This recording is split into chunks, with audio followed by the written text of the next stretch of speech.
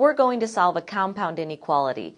After we solve it, we'll write the solution set in interval notation as well as graph the solution on a number line.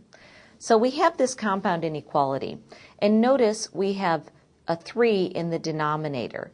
So the first thing that we can do is multiply all 3 parts by 3 in order to clear the fraction. Remember, the idea in solving a compound inequality is to isolate x in the middle. So first, let's start by multiplying all 3 parts by 3.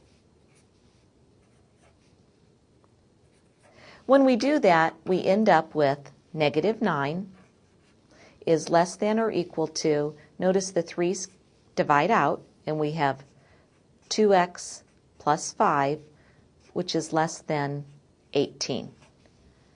Now we're still trying to isolate x in the middle, so let's now subtract 5 from all 3 parts of this inequality. So -9 minus 5 is -14, is less than or equal to, if I subtract 5 from this middle part, the 5 minus 5 will add to 0, so we'll just have 2x is less than 18 minus 5, which is 13. Now we've almost isolated x in the middle. We need to make sure we divide all 3 parts by 2. And now we'll have our solution. We have -7 is less than or equal to x, which is less than 13/2. Let's take a look at this solution on the number line. So we have 0, here's -7, and on the right here's +7. So notice that x can be equal to -7.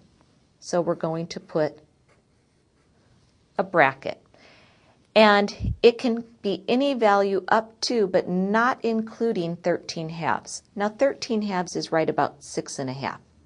So I'll put 13/2 right there.